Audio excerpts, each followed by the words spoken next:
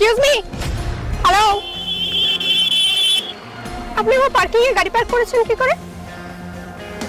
ওটা তো আপনার একার পার্কিং নয়, ওটা আমারই পার্কিং। গাড়িটা ওখান থেকে সরিয়ে দিন। দেখুন আপনি প্রথমত ভদ্রভাবে কথা বলুন, ঠিক আছে? আর ওটা আপনার একার পার্কিং নয়।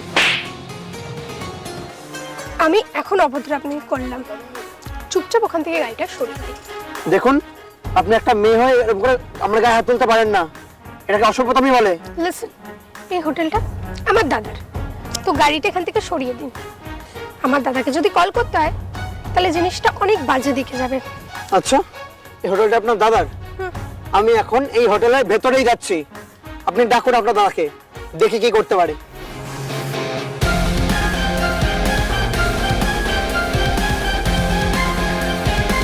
হ্যালো, হ্যাঁ দাদা, একজন আমার পার্কিং এ গাড়ি পার্ক করে দিয়েছে। এন্ড আমি যখন রিকোয়েস্ট করলাম উনি আমার কথা তো শুনলোই না, উল্টা মিসবিহেভ করলো। তুই প্লিজ এসে এটা হ্যান্ডেল করো।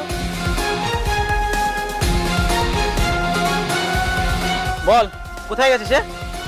ওইখানে চলো, গাড়িটা ভেঙে দেবে। দেখ, অত তাড়াহুড়ো করে লাভ নেই, ওকে আসতে দে, তারপরে ওর ব্যাপারটা আমি দেখছি। আমি জানি না, তুমি গাড়িটা ভেঙে দাও। তুই শান্ত হ, আমি দেখছি ওর কি করা যায়। তুই ওয়েট কর। এই যে এই 1.5 ফুটি আমার এটা, এই গ্রামের ভূতটাই। স্যার আপনি এখানে? আপনি আসবেন আগে তো আমাকে জানাননি আপনি। তুমি এই গ্রামের ভূতটাকে স্যার কেন বলছো? হ্যাঁ ঈশান, এই হোটেলে কিছু কাজ ছিল আমার আজকে, তাই জন্য এসেছিলাম। তুমি স্যার কেন বলছো? তুই কার সম্বন্ধে কি বলছিস জানিস? তুই জানিস উনি কে? উনি এই হোটেলের ওনার, আর আমি ওনার আন্ডারেই এই হোটেলে কাজ করি। ঈশান, এটা কি হয়? স্যার এটা আমার বোন হয়। ক্ষমা চা স্যারের কাছ থেকে এখনই, সরি, ভালো করে ক্ষমা চা। I am so sorry. তোকে এতদিন আমি যার কথা বলছিলাম তুই জানিস সেটা কে? উনি, ওটা উনি আমার ইন্সপিরেশন, আর ওনার ছোট থেকে বড় হওয়ার জার্নিটা আমি নিজের চোখে দেখেছি। স্যার ওর হয়ে আমি আপনার কাছ থেকে ক্ষমা চেয়ে নিচ্ছি। না না ঈশান, ও তোমার বোন হয় মানে আমারও বোন হয়। আর বোন, তোমাকে তো আমি ক্ষমা করে দিয়েছি, কিন্তু তোমরা শহরের মেয়েরা গ্রামের ছেলেদেরকে এত ছোট করে কেন দেখো?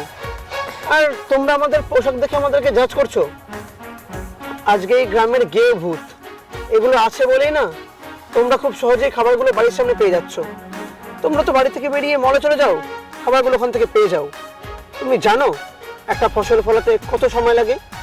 এই গেয়ে ভূতগুলো একটা বছর পরিশ্রম করে এই ফসলগুলো ফলায়, দিন রাত মেহনত করে, তারপরে সেই খাবারটা তোমাদের মুখে তুলে দেয়। বোন, নিজেকে পরিবর্তন করো, নিজের চিন্তা ভাবনা মানসিকতা চেঞ্জ করো, আর বড়দেরকে সম্মান করতে শেখো।